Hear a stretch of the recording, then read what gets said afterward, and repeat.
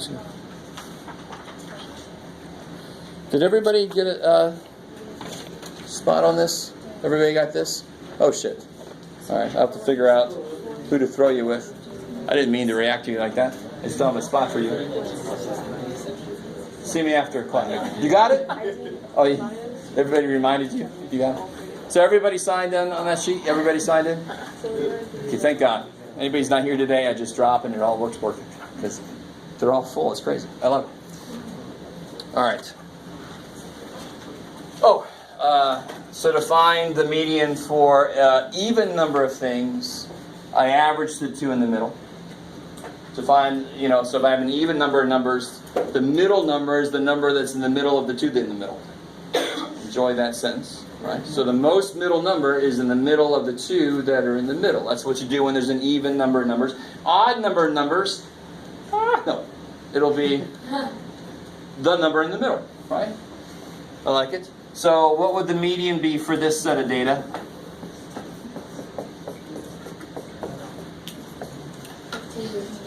No way, it's crazy. All right, what about this set of data?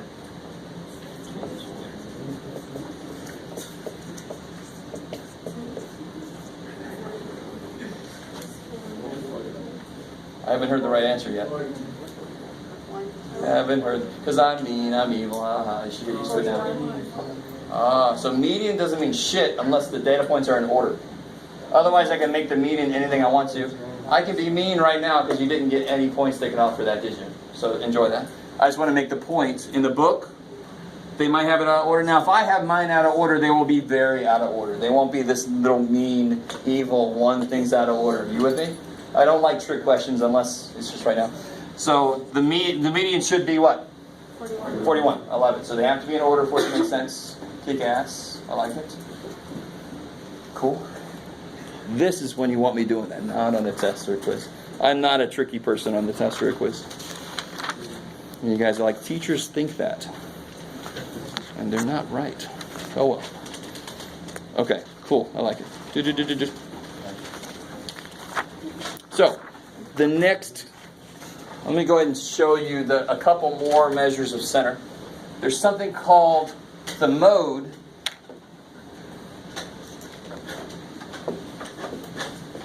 The mode is the number that occurs the most. And this is the only one that actually works for non-numerical data. Can I take an average hair color? Hell no. Right? But can I tell you what hair color occurs the most in here? Yes. So the mode is interesting because it's the only measure of center that works for non-numerical data. It tells you where data points seem to be clustering. So let me give you a few examples. What's the mode in this list of data? Okay, good. All right. The mode is 7. There's no symbol for the poor mode. We can make one up if we want to. So the mode there's 7. What about here?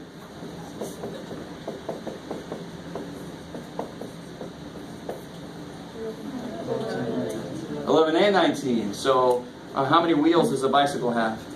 2. So this has 2 modes. I can call it bimodal. So this has got, these are the 2 modes, and so this is bimodal. And yes, we will have tricycles, we'll have trimodal. And that's about where we're like, holy crap, it's just multimodal after that. It's like polynomial, monomial, binomial, holy crap, trinomial, that's enough. What about this here?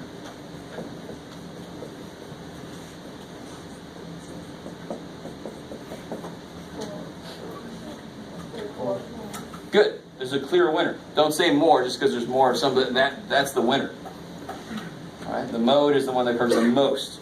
There'll be a tie, but there's a clear winner here. So this mode is 4. Cool. I like it.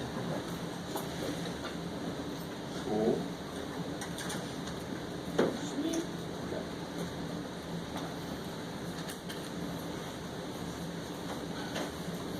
And then the last one I want to tell you about, I don't think this is in the book, and I don't care. Here's the mid-range. Now, just listen to that. We already talked about the range. Who remembers what the range of a set of numbers is?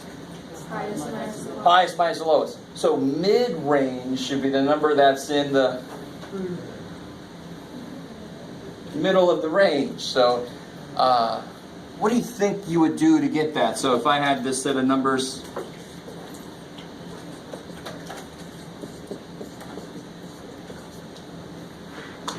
how would you figure out the mid-range? Yes, sir. Like 41 minus 11. Nope. Sorry, bud. I didn't mean that. No. You take the average of the minimum and the maximum. Good. So how do you find the middle of any two numbers? You average them. So I want the mid-range, the middle of the range. So it's the average of the high and the low. So in this case, it'll be 79 plus 11 divided by 2, which comes out to be 45. So 45 happens to be right there. Doesn't have to be. If I make that one an outlier, this again will be affected, won't it? If I made that 790, now the mid-range will be way over there. So it's also affected by outliers, by these extreme values. The gas. Okay. So make sure you all are still neutral. Good. No feelings on the topic. Okay. Sweet. All right. So let me give you guys. Oh, that's right. There's one more idea, real quick. Unlock it.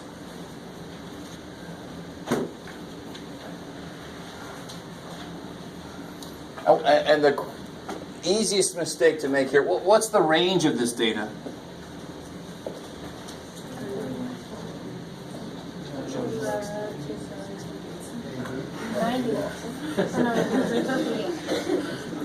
$68. Good. Range is high minus low. It's how far the data ranges. So you can imagine the most common mistake here is to put a minus there. But you know it's a plus because you're taking an average. And if in an average, you add the things together. That is a little evil, though. Mid-range, it has a plus and the range is minus. But oh well, the more you understand the idea of those, the less you'll make that kind of mistake. So this will be 79 minus 11. 68. Okay. Cool. Do these two numbers measure the same idea? Sorry, yes? Sorry, I have a question. Yes. What's the thing where it's like high minus low divided by like the amount of ones in the data set? That is nothing. Something else. Might be.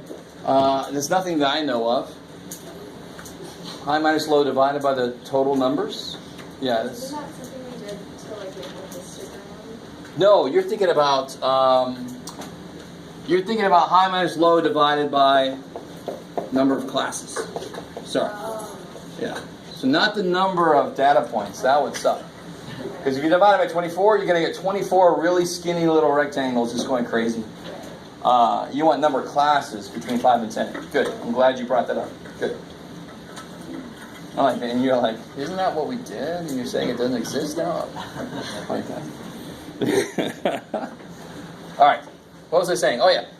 Do these measure the same kind of idea? What do I mean by that? This measures the idea of what of the data? Like, it does the same kind of thing, the average, but just in a different way. It does the same kind of thing that the median does. It measures the what? The middle. If I average the highest and lowest, I should get some idea of the middle, in a way. Does this measure the middle? No, this measures the what? Yeah, I'm going to use this word. It measures the spread of my data. How spread out is my data? All right, so if you ever had any statistics before, you know what I'm getting you ready for. So this is one way to measure the spread of the data. I like it. Cool. Okay. Section 2.6. That's where we are now. This was section 2.5. Yeah, cool.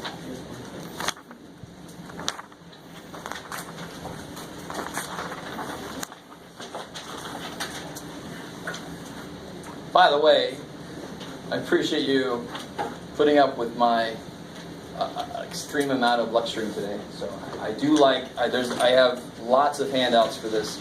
Right now we're just in the middle of a big lecture part of the class. When we get into something called standard deviation, we got a little handout for you. Oh, somebody knows about that already. That's a number. Anyway, I won't say anything about it until we get to it. We're almost there.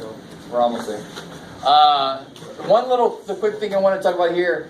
I haven't said this yet. I want to make sure that I get this out there. If I made a histogram and it has this shape to it, I like it. Some of you guys know this already.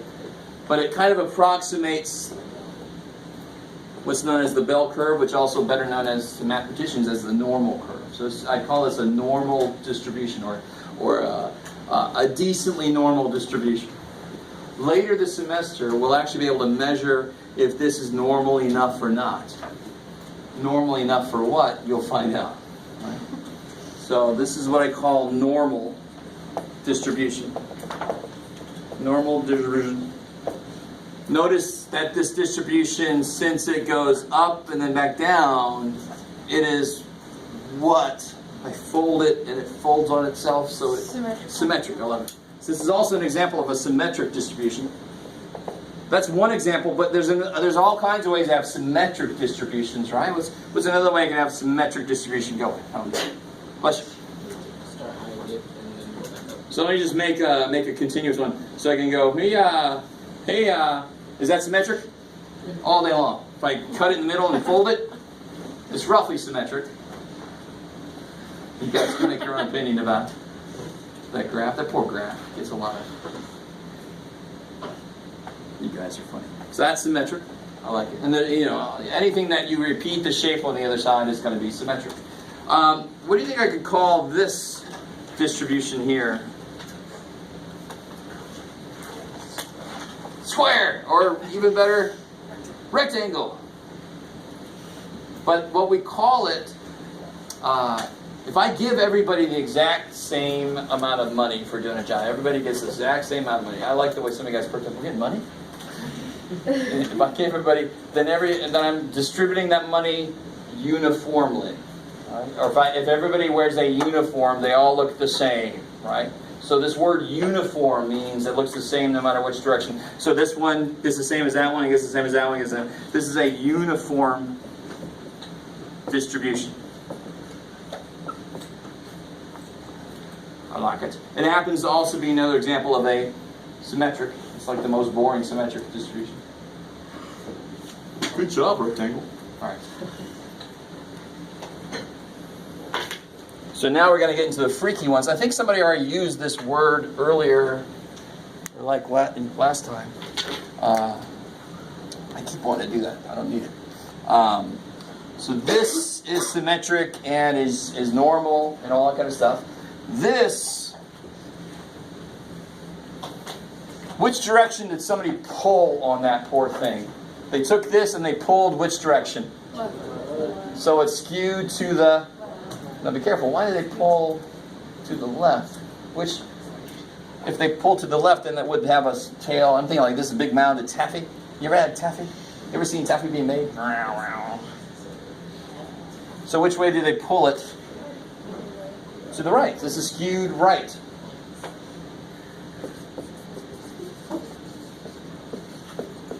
So just looking at what direction the tail goes.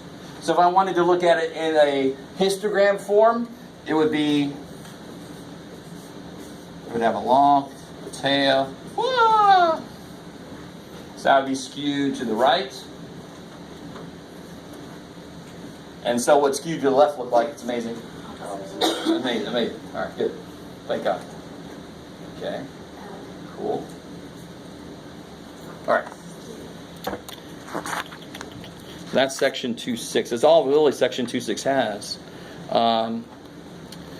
By the way, if it's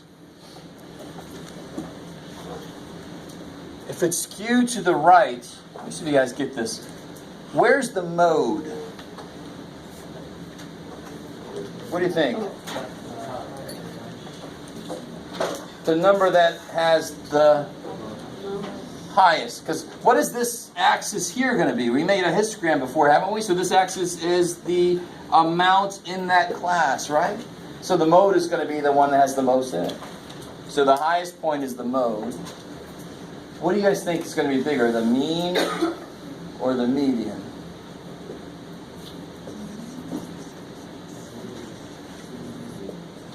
Which one's bigger, the mean or the median? Which one does this have extremes of? Extreme lows or extreme highs? Extreme lows. Which one gets affected by extremes? Which one includes all the data points? The mean. So the mean is going to get pulled up. So the mean is going to be more than the median. Freaky shit. And it would just be reversed for if it was skewed left. Cool. Alright, so that's all in that section 2.6. 2.6 is not a huge section. Whew. How you guys doing? You alright? Sort of? You hanging in there? You're all looking this way. It's good. Wait, can you explain that again? Yes. So, well, let's see. If I try to create a list of data for this, I can imagine this would be like a bunch of bosses up here making a lot of money, and then most of us are down here not making much. So it's exactly like that one situation I had earlier that was something like this. I can't remember what the numbers were exactly. But isn't that skewed to the right? You have a big chunk of it down here, and then you got not very much out there. So the mean here would definitely be bigger than the median. That's why we want to use the median, because it's more honest. So when it's skewed right, the mean is what gets affected, because the mean cares that these are huge. The median doesn't get affected by that big ass number. It's just the same way they get affected. If I make that 450 million, the median is still going to be 43. It doesn't care. B. Okay. Yes, ma'am. Can you explain that median thing right there? What are you saying there? I'm saying that if it's skewed right, the mean will be bigger than the median. Okay. Yep. Because it gets affected by these large values. Gotcha. I like it. Okay. Yes, sir. So it's like the box plot where it's concentrated in. Yeah. You can kind of see this would be, if I did a box plot for this, the middle 50% box would be around in this area here. That's where most of my stuff is, right? I love it. So this is a fleshed out version of a box plot in a way. It's got more information on it. I like it. Very good. Chickens, yes. Okay. All right. So if you will go with me a little bit more, I will let us out a little early. I'm just going to do a little. Oh, look at that! If people get excited, you wake up a little bit. Good.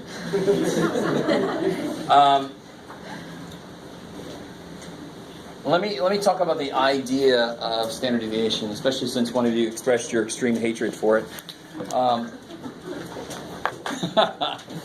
So, do you guys know? You guys know about that crazy ass website, Rate My Professors, right? Yeah. And I remember I worked on the East Coast, and when we first found out about it, the next day I went and looked, and a lot of my colleagues had gone in and rated themselves. And this one guy, a history professor, he's such an arrogant ass. He would put essence of the essence. I'm like, dude, come on. But anyway, there's another website that you have to pay a little bit of money for. I don't know how many guys know this, but it shows you grade distributions for teachers. Oh, I won't tell you. You have to go find it. And you do have to pay a little money to get full access. Does anybody know about it? All right, good. Nobody's going to get mobbed after. Okay. Because the unfortunate thing is people look for the people that get easy A's. You take them, you get an easy A, and then you take me, and you hate me. And I'm like, you're hating the wrong person. But okay, maybe someday you'll figure that out. But let's say this. Let's say you're thinking about who to take next semester for your next class. And you see these two teachers that are perfect for your schedule, and they have availability. They have openings. And they're the same in every respect. You're talking like clones, except one of them, they both give an average of a C.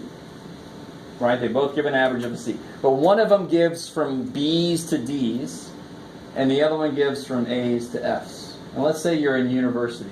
I know right now for community college, anything below a C is failing. You know that? It's not going to transfer. right? So once you're in university, you make a D, you can keep going. I don't know if you know this. Right, D minus, hey, you passed. Oh shit, just don't build my bridge. Now, retake that class. All right, so let's stay with this. So not only do you know the average by itself is nowhere near enough information. Because if I said the average is 3, it could all be 3s, or it could be 0, 3, 3, 3, 6, or it could be even more extreme as long as they average out to be 3, right? So telling you the average is not good enough. I need one more number that fills in what I don't know. The average tells me where the middle is. I need another number that tells me how spread out the numbers are. How far away from the average do they get? That tells me, are they clumped together, or are they really spread out? So in this specific situation, who is going to take the teacher that gives A through F? I'm sorry. You describe the student to me. You're like, I would. Wait, you said A to F, right? Yes. I would take that one because, like, what if I'm that student that gets A compared to a teacher who doesn't give out A? I love it. I don't know if you've had a teacher like that. I did. I had a teacher like that. And they're waiting for, like, God to come. And even then, they're going to give an A minus. Right? Trust me. If you haven't had that teacher yet, you will. And I hated it. I was like, I had the highest grade just to boast for a second. And it was a B. And I'm like, all right, I'll get over it. They gave me my degree, so I'm happy. So if you know you're going to do well, or you want to give yourself that chance, you're going to take the teacher that actually rewards that. I like that. Yeah, because, like, that just tells me I just need to put in more work compared to a teacher. What if I do so much work and he gives me a B? Exactly. And that's insane, right? You're like, wait a minute. So who's going to take the B through D? What kind of student? If you raise your hand, I'm not saying you're going to take that teacher, but who would? What kind of student would? Someone who just wants to pass the class. Yes, right? And we've all been in that situation. I understand. You're like, holy shit, this is going to be tough. But this teacher doesn't seem to fail anybody, right? So I'm going to take that teacher, and then the next class is going to be even harder for me. Yay, me. All right. You guys understand? So with that one additional piece of information, what's the spread of the grades look like? I'm able to make some decisions about what to do, right? So if I told you, if I needed a part made for machines I was making, and there was this company that said, oh yeah, we can make the size you want, give or take a millimeter, and this other company said, yeah, we can make the size you want, give or take 10 millimeters. I'm going to go with the more consistent one. I need to know the spread to make a decision, right? So what we're about to do is we're about to create an equation that tells me how far from the middle the data points get on average. That's going to be the idea of spread. If they're really close to the middle most of the time, that number is going to be close to 0. If they're all exactly the same number, 7, 7, 7, 7, 7, 7, 7, 7, 7, the average is 7, and the spread would be 0, because they don't get away from the average at all, right? Otherwise, if it's like 0, 20, 18 billion, the spread is going to be humongous, because you get very far away from the average. You guys, that's the idea of standard deviation. That's what standard deviation has been created to do. And this is the reality of math. You learn it, and then you use it to do stuff you need to do. It's a tool, is what it is. Statistics is just not really a math class. It's a class that uses math as a tool. Don't go around calling math a tool. Stop. Oh, I just said it was. All right. So I'm just going to do a little bit, and I think I'm going to hold off on the handout till next time. But I just want to do an example with you guys, and then I'll have you guys try it on your own, and then next time we'll do this. We'll do this handout. So let's say I have a set of data. Let me give you 3 sets of data. Oh shit, are you still going? Yeah. Poor little dude. Where are you at? You're about to stop.